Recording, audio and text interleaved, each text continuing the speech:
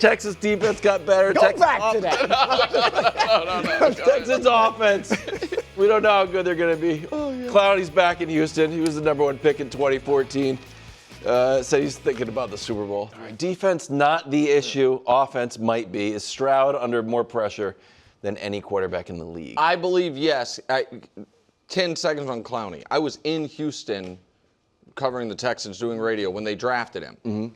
A very unique career because same draft as Khalil Mack, people like, that great hit in college.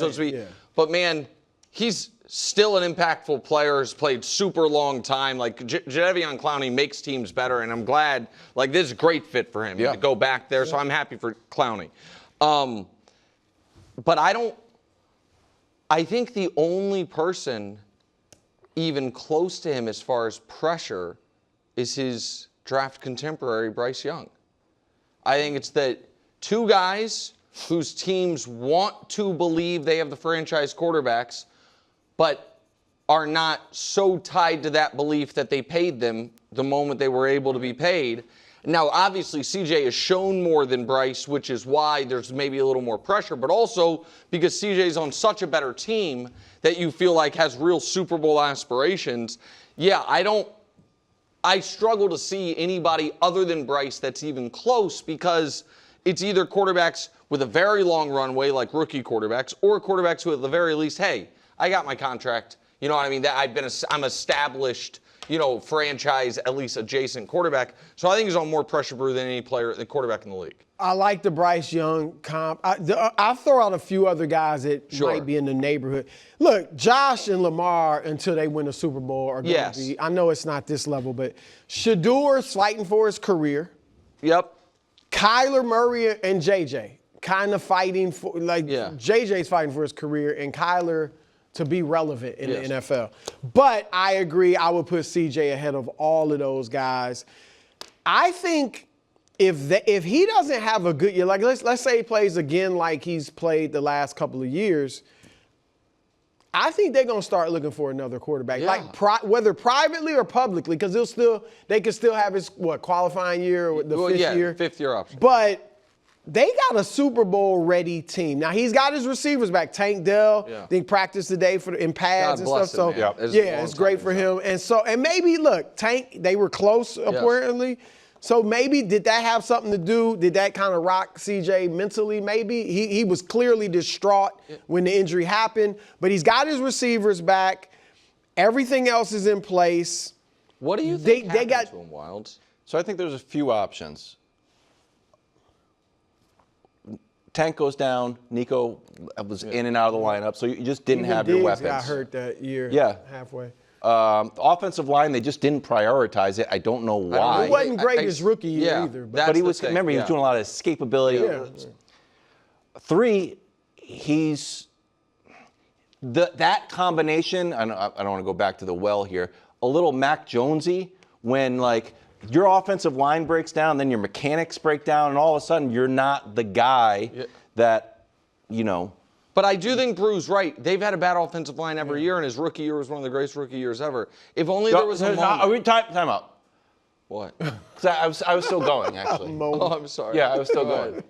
Go ahead, sorry. Nick's got a video. Because I want to turn the conversation in another direction. Is that okay? Well, I want to talk about how good he could be the Super Bowl MVP. Yeah. But he could also maybe lose his job throughout the year. What do you think about that? Why don't we stay on that question and just redirect it? If he does lose his job, I think we'll know the moment it all started. I mean, there's a clear line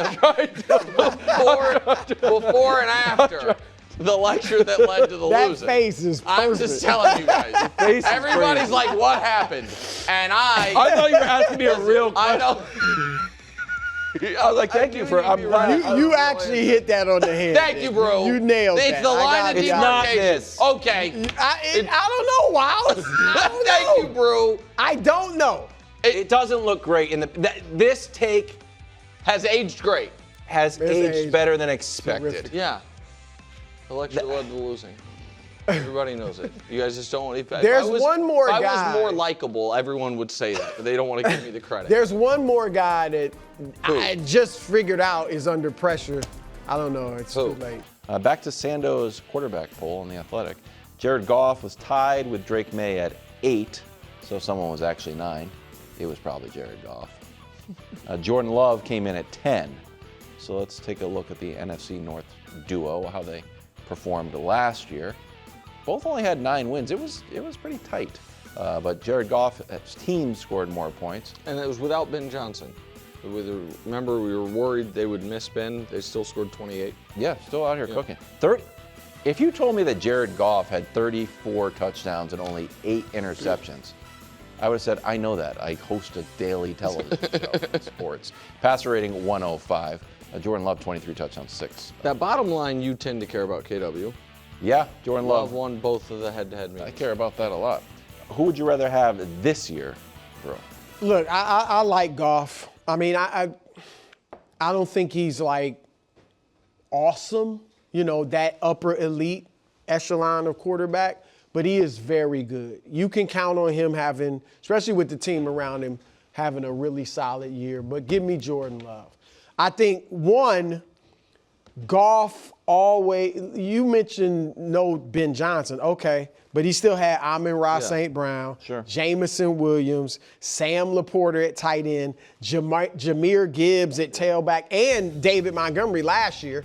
So he's got a super team around him offensively. Jordan Love does not have a true number 1, at least yet. I'm hoping Matthew Golden can emerge as that. And they just paid, shockingly to me, Christian Watson. They didn't pay him Zay Flowers money, but they did pay but him money. He's probably a 2. No, like, and Tucker they got a Kraft's bunch his best of 2 weapon, and he got hurt. Right. And he got hurt. And he's got run game, but not Jahmyr Gibbs and company. So I just think Goff has so many more weapons, number 1. Number 2, Goff is what he is. I think Jordan Love is ascending. Now, obviously, and I'm not even talking about, sure, I would want him for the long term. I think everybody would because of their ages.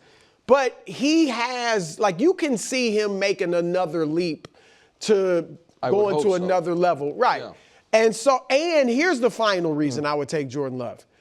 I know he's had great moments and not so great moments in the playoffs, but he's had the great moments. Goff doesn't have great moments in the playoffs. He's played in 10 playoff games. He has had 1 playoff game with more than 1 touchdown pass. And that's 2 touchdown passes. He's never thrown more than 2 touchdown passes in a game. Jordan Love in his playoff debut against the great Cowboys at that time had 3 touchdowns. Leverage off of this one. No, but last year against the Bears that Stafford struggled against, he had 4 touchdown passes. They lost, but it wasn't because of him. He threw 4 TD passes, 0 interceptions. Yeah. So I'm just saying he's been better in the playoffs. Their numbers are in the playoffs total are somewhat similar. I don't look at Goff. I don't consider Goff a bad playoff quarterback. No, but he hasn't had even 1 spectacular game. Yeah. And Love and he's played twice as many. I look at Goff as solid in the playoffs. You know what I mean? I don't like. He's not a guy who gets like Baker. I mean, when they lost that game to Washington, and what was it, 52-20? Yeah. I get it. The defense was terrible, but. There are certain quarterbacks who historically drop in the playoffs. Right. There are some usually all-time greats, but not always all-time greats. Like Baker, we've talked about. His playoff numbers are better than his regular season numbers. I look at Goff as, without even looking at it, just in my mind's eye, he's pretty much steady. Regular season Goff is playoff Goff. I want you to go before I answer. Well, these guys were 9 and 10. 8 tied for 8 and 10. What pelts do they have on the wall that make them better than Jalen Hurts?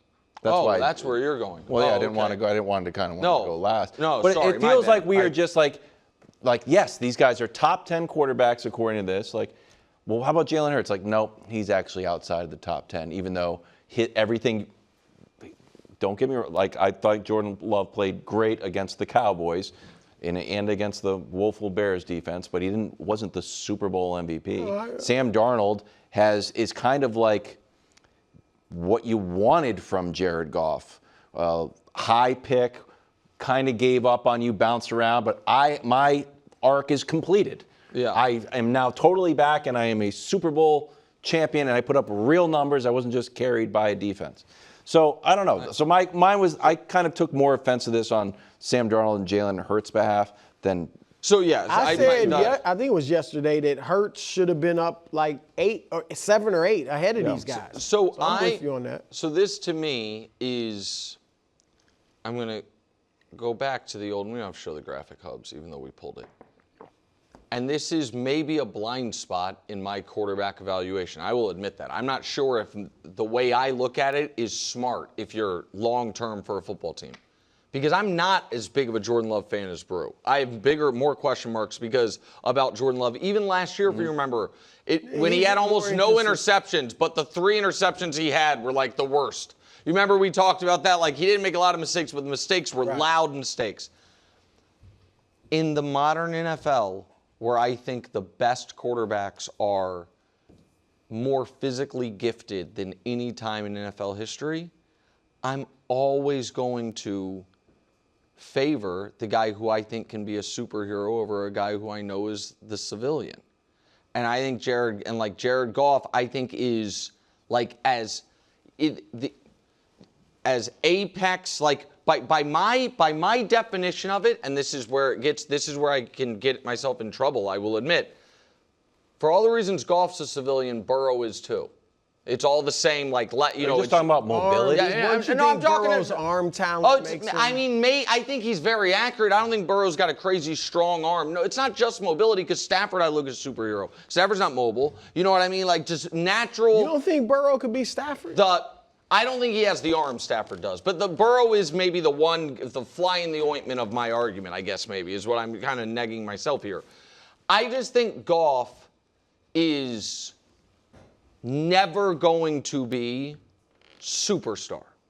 And if you're asking me who would I rather have, a guy who I think, even if it's a small chance, can be, versus a guy who I'm very confident won't be, even if the guy I'm confident won't be, I feel like I think Goff's floor is considerably higher than Jordan Love's, and I think Goff's floor is good. It's not like his floor is a bad player. His floor is a good player. I think Goff is clearly a very good player. I'd still favor the guy who I think could be the MVP of the league. I don't think Goff can. Go ahead and say it. J-Lo. Oh, yeah. In a few months. You notice he never said his name I forgot you were that doing whole that. spiel. Welcome back to First Things First. Coaches poll out today. Joining us now to discuss the star of Big Noon on Fox, Matt Leinart. Matt, welcome. Big Noon starts the season in Indiana. New QB, same coach, talking trash. Should we be talking about an Indiana repeat? The fact that you said that, isn't that wild? Like we're still living in a world where Indiana football won a national championship. And look, I mean, Cignetti, he puts his money where his mouth is. He's a fantastic coach. I mean, I think we talked, throughout the year last year, guys, and like it's by far and away probably the greatest sports turnaround of any sport team that we've ever seen, going from literally the worst football program of all time to now building this into a national championship team. They're going to be very good again. They get Josh Hoover. He mentioned new quarterback from TCU who's played a lot of football. He wins. He understands how to build a program. He understands how to get the most out of his guys. And look, the Big Ten is going to be a tough, competitive conference once again. There's no reason to believe that they're not here to stay another year. If they win another title, we'll see. But they're going to be very good again. All right, of the top tier contenders, obviously the one on the longest winning streak is the Hoosiers. The second longest winning streak, though, is Notre Dame. Now, it's in part because they didn't make the playoff and then they didn't play in a bowl game. But after starting 0-2 last year, they win 10 straight. CJ Carr is back. They lose their dynamic backfield. They are maybe one of, if not the best bet to make the playoff, especially because they've kind of adjusted the rules to make sure Notre Dame doesn't have what happened to them last year happen again. I view them as true, real, viable championship contenders. Do you agree with me? What do you think of CJ Carr and Notre Dame? Yeah, I totally agree. Look, you could have argued, obviously, the debate last year with them getting in or not getting in. CJ Carr is the real deal. This dude is probably a top 5 pick in another year or two, right? He's only a sophomore, I think. So it's going to be interesting, though, Nick. You said, when they lose Price and they lose Love, you're talking about most of their production as an offense last year, especially in the run game. I mean, those two guys were dynamic. And now there's going to be a lot more on his shoulders. They've obviously recruited well. They have a great defense. I think Freeman is outstanding coach. I love that guy. It's going to be a lot of fun to see where CJ Carr goes from here, right? Because we always talk about quarterback play, and even at the highest level in the NFL, you have guys that can be serviceable, can go win you games, but they don't carry a team. CJ Carr has a chance now to put this team on his back with those guys gone. So obviously they're going to still be able to run the football. That's what Notre Dame is. But I joke a lot about Notre Dame, but I have so much respect for them. It's a really good program. And again, with their schedule and being independent, and again, as you said, sort of the rules, I think all they have to do is finish in the top 12 to make it. They are definitely a national title contender, that's for sure. I mean, just real quick to follow up on that, just because you say you joke about Notre Dame. Obviously, some of the news this week, Notre Dame SC going to be back starting in 2030. You are a huge part of the history of that game and that rivalry. Your reaction to that great game coming back? Yeah, I mean, look, I'm happy that it's back. I never wanted it to end before, and look, I understand USC's argument at the time and wanting to play that earlier in the season and going through a Big Ten conference and all that. And people talk online, and then USC's ducking them or Notre Dame's ducking USC. At the end of the day, it doesn't matter. I was bummed to see it end. I did understand the reasoning, and I know why they wanted to move it to the front and for the season, and Notre Dame really didn't want to do that. It's all good. Actually, Lincoln called me the other day to tell me that before the news broke that it was going to happen and be announced. So it's a great rivalry.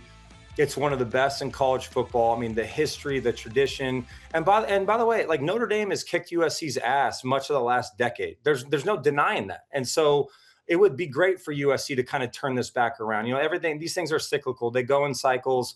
But I'm happy it's back. We've got to wait a couple years for it, but I'm happy it's back. Matt, I want to give you props. Ex-NBA player Ryan Gomes was in here in studio today, and he was singing your praises as a basketball player. Oh. He said you guys played in some rec leagues after he retired. He said your game is nice. Dude, you know what? Listen, my game, nice is a stretch, but I could shoot. And back when I could move better, I got so many great, I love hoops. So I got so many great basketball stories. When I was that league that Ryan played in, it was a Culver City League out in LA. And man, there were a lot of good players in that league, and our team was stacked. And I think Matt Barnes used to run in that league a little bit. So I used to see Matt a bunch. And then I'll tell you guys a funny story really quick. So the year I retired in 2013, Luke Walton's a really good buddy of mine, and he's a South Bay guy like me. He retired the same year. So he and I started a rec basketball league or basketball team and put like all these just former athletes on it, and we won a championship. Wow. And it was one of the greatest years of my life. And Chris, this is going to give me street cred. Now that we're talking hoops, I could talk hoops all day. I got invited. This is a true story. I got invited to play in the Drew League. Right, the Drew League is best of the best. That's serious. One time, and I was so nervous, but I was like, I don't remember the team I played for. I think I played against Olden Polynice was coaching another team. This was early before all the pros would come, and you could Google this. I one game, and I'm like, man, if I'm gonna get some playing time, I'm gonna give everything I got. I ended up having 15 points. Let's go. Like 6 boards or something, and my stat line was great. I never played again. I'm like, dude, Smart. These guys probably leave it at that. I couldn't miss, man, but it was That's awesome. awesome. I'm guessing you got recruited. Did you play high school? And I'm guessing you got recruited at some level. No, I played my freshman year. I ended up I was baseball, football, really more than basketball. I ended up playing going back my junior. I played with Cedric Bozeman. Who went to UCLA. I played with Jamal. We were at Mater Dei, so like our basketball was a powerhouse too. So Jamal Sampson, if you guys remember the name, he ended up playing at Cal in the NBA. We were stacked. So I was like 6 man. I'd come in and I'd shoot a little bit, get rebounds and all that. But at that point, I was getting recruited by football, so I never really dove down that, and I wasn't good enough. Like I could shoot and play and I was a good athlete, but that was about it. That's good stuff, man. good. Well, okay, let's get back to the football. Ohio State, #1, obviously, in the coaches poll, preseason favorite to win it all. Is that the right pick in your mind? I mean, I hate preseason polls, as I'm sure you guys do too. It really, Ohio State's great. I mean, they've been great for a long time, and Ryan Day does a great job. Julian Sain is back. He's really, really good. Jeremiah Smith is the best player in college football. Probably was the best player. Him and Jeremiah Love, probably the two best players last year in college football. He's a dominant player. They recruit well. Their defense will be good again. They do lose a lot of guys. I was just looking at their schedule. Their schedule is tough, though. Like they have. I think they're on the road to USC. They got Oregon. They're at Indiana. I think Michigan is going to be much better with Kyle Whittingham. So to be 1 or 5 or 10 right now doesn't matter. But as Urban Meyer always says, no matter what at Ohio State, the expectation is to win a national championship. And if you don't win a national championship there, you fall short of your goal. So, and they go to Texas this year. They got that home and home versus Texas, and Texas is going to be really good. So what are we supposed to expect with Arch this year? He's going to make a huge leap. We're thinking Heisman. We're thinking #1 pick. What are your expectations? Yeah, I mean, I think all those things. It's so funny to look back, and I was guilty of this as well because we had that game week 1, and God, I mean, all of us putting him on this pedestal, and he's going to be the #1 pick, and he's going to win the Heisman, and we can't. And it wasn't fair, obviously, because he hadn't played a lot of football. I think we're going off the pedigree and just the expectation and the hype around it. So he started off pretty slow last year. But as the season went on, he was really good. I mean, you saw a lot of the reason why there's that expectation. He's big. I don't know if you guys have stood next to him. He's a big dude now. He's 6'4", 230, the big legs, thighs, and butt, and obviously can run. Like he's built the right way. I actually kind of feel like there's less pressure on him this year. He put together a great season. There's a lot of hype around Texas this year, but I think he's going to have a great year. I'm excited. He's a great kid, great family. But yes, he has all of what you want in a quarterback. And it's not just the last name and the pedigree, because we know that's there. It's the physical attributes. It's the great teammate. It's the leadership.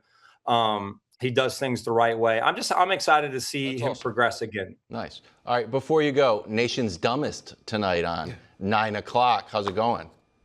So, I mean, it's going. I don't know if you guys have been watching, but it's going. I mean, I'll tell you what. It's. I hope people are watching, and if you haven't tuned in, it's such a well done show. It's really fun. It's really light. It's really challenging and difficult. And I always use the word like, man, like it was fun, but it was intense because you don't want to be labeled the nation's dumbest. Yeah. You don't want to make it to the end, but. I can't give too much away other than tune in. The cast is great. It's fun. It brings you back to school. You could watch it with your wives, your girlfriends, your kids, all that. So, but I have been getting a lot of flack for it though. I can't wait. 9 o'clock Odd Box. Matt, thank you. Have a great season this year. Football is almost back. And don't be the dumbest. Yeah. Like, don't be the dumbest. Got to get off the show. You'll have to watch. Great to see you boys. I know I'll see you guys throughout the season, man. Right. Thanks, Thank you. Thank you, Great Matt. stuff, man.